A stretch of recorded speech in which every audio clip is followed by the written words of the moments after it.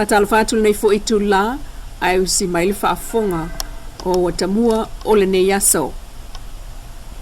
E ono sui le taimi tau nu o le meli la upase sel tau langa wa ai matautu. Le sandam lea satu e tau nu mai le so lua se fulu o ke topalu o lua wha peitai. O le taimi le na ua tāpuni alo i aile wafui matautu mo lana tali ngā malo.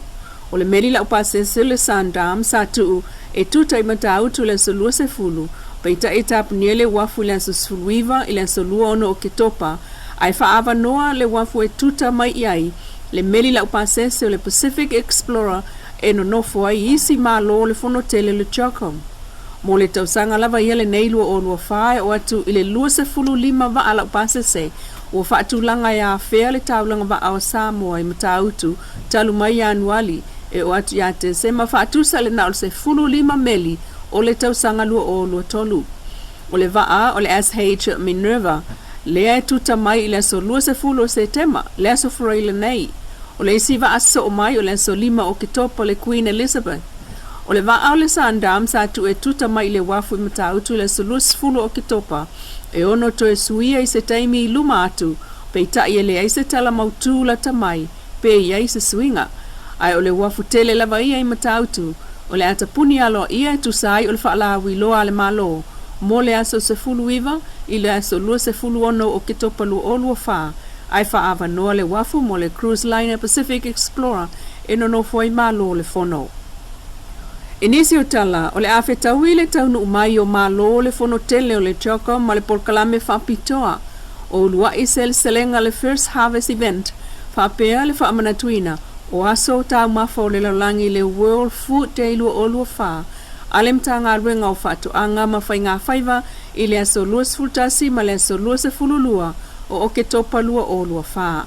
O le nei wha moe moe le mta ngā ruenga, o le a wha alawi lo ai le tele o tau mawha o lo ngaosi ma wha whai lele i o tātou ele mangātai whale. O le a wha ali ei foi, ma le ano anoa i o mea tau lima i le aso. E whānau whanga lea o filifili e wha atino ai nei wha moe moe moe tū malo e valu. Mo vai maunga tasi ma le lua, o le maketi funga lei. Vai maunga tolu ma le wha, o le lotoa a malisi muli vai. Fale ata tasi ma le lua, o le malai vai moso. Ma fale ata tolu ma le wha, o le malai vai telei au tafo o le wha ma jo.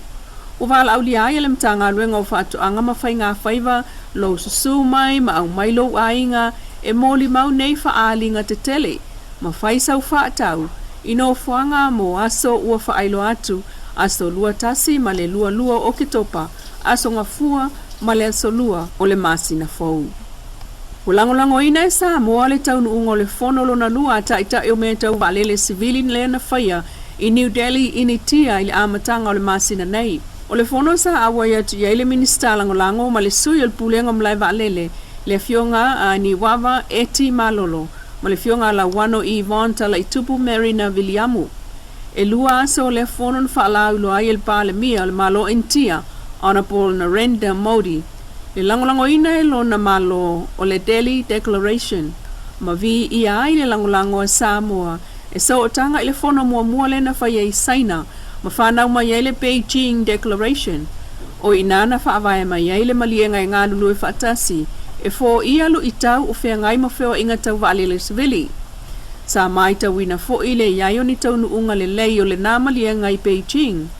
Ai, sa tele fo i vaenga i so tanga i le saunga le mu ma wheo inga i vatea sa le ma whaio na wha amaliena.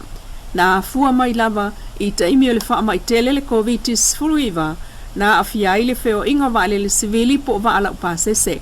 O le fono lea na whaia intia na awai atu Yesu i o Samoa o ta uelunga na toi tala no ai le una ia o le tau lai o le vaai a ti na e wheo inga i vale le sivili whaale leia waalele ma malai waalele o na ele o iai se whaaititia o tangata whamla ngai. Mai ua tā mauai le nā a nganga o le ngalulu e whaatasi mō le taunu unga o mana na uma iai le li o atunu o le atu Asia ma le Pasifika ma whaamawina o le malienga i Delhi India. Le Delhi Declaration e sui ai le malienga i Beijing i Saina po le Beijing Declaration. Ma whaamawina le tusa o le lua se lau 5 sufono mai atunu e wha se fulutasi sa awai i le fono tele. Tulanga le fionga e pula Empress Romo le famsino nga mawalunga. Le masino mati tau sanga lua o lima. E toi fonga masu so inai mau le mata opu. E peona tua ia mamori ai le dio Edward Fanueli. O le solua le vai aso le nei na tu e fonga inai mau pita yane o le tulanga le ava no le reporti le fomai o le na fati no ina le tau tonga whapito mo le na afia. Le ua mafue na fatu langa mo le tau sakafou. O le whaolave nei na tu lai mai o tono alu mana i Christmas i tau sanga lua o lua le lo tua i ai leo le li i talavo Edward Fanueli na ia whahao o ile maliu le tamaita i a mele o se tasi foi o malu le malo le whaolave na tu lai mai la fia ongo le sa e ala le whaonga ina leo o se au penga malosi po se la au malosi le na whatau nu ai le soli ngā tula fono o lo molia le li o Edward Fanueli molianga o le wha o manu atu ngā le ngata leo le umia leo se au penga matautia umia o se au penga le whaatanga ina whapele whasio tangata paivalea ma le whasio tangata whaamoe moina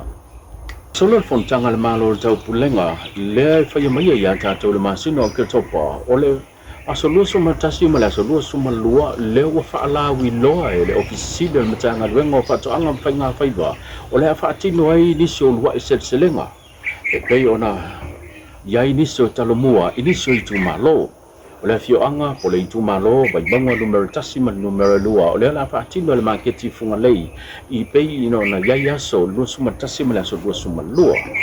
o le no fanga ia po le falea onga tulanga lua a malisi i muri vai o le la fatino ai e le tolu ma le fa o i tu malo i o vai banga o te foi ia le nisio wa se selenga faleata numero mo mua ma le faleata numero lua o le fo o le afatino le wa se selenga i tu tonu lava o le taulanga pa pe fo i le tonu ma le fa o le tu ma lo faleanta o le la fatau taia fo i vai tele no fanga jo o nisi nei o tapenanga ma nisi o sauniulinga ia au fanga solo le fongtanga le tu no o se avanoa e au tova ai fo i la tu malanga sia si mai ma suyu se fono e fatino ia la tu fatauga ma matamtanga moli mawina i fo le tu langa o le fonga tau mafa i tono no tatu no o le fai unga le vai yaso nei na fatino ese tasu sauninga e fa ma vai atu ai le pulenga o ta alonga le sastok i le au si Samoa o le la fa mo tu Samoa mo le vai so fo mo ta msanga Commonwealth Championship le la fa tu te te tono fiti i le saunoanga le Preston o le Sasnok le fionga lua fale alo pa unga tala leina ia sauno ai ua matu mati e Samoa i le whaafanua o le lalolangi ai maise ua tulai mai fo i Samoa i le tulanga pito i lunga ona o le tulanga o tapenanga ma le whaaiahea le ausisi na momoli le nganga whaafitai ma le whaamaloa le fionga le Preston i le whaiaonga te iulu le ausisi e Samoa le fionga tu au pepe Cherry Wovok e tu sai ma le ngaduenga fita ma le ngaduenga ma e a leo lo fatino ina leo lo atangia mai il tulanga whaiunga ta longa na ia sao no watu ua lava ia ngaduenga a toi fo i ma ainga ai fatino le bala awina e pe ona filifili ai mo le ausisi e Samoa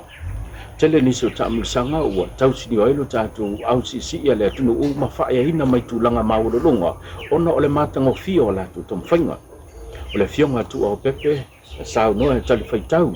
e tu sai ma le nei sao noanga le Preston e lea na ia ta uai o le mano ma lo ma le whaia ina o lo o ina mai nisi o le sona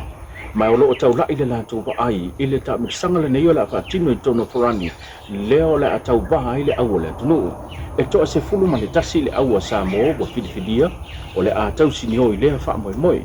na whapatei e le fionga tu au pepe le tu langa e o pei ona whaawau i pele lango o loo tu inantu e whaamalosi awa i la tu ta penanga ma la tu saunu ninga mo lea whaanga tama wa momoli te whi au whaamanuia le fionga Prestene e tu saima le whaamoe moe o le a whai masui e o le au se si e Samoa la tu te tau avea le fu amani tanga vai o le atunu i lea ta milisanga tele lea la whaatino ina i te tono fiti. Lo Samoa Entertainment TV mai apia ai whaasoi fuena.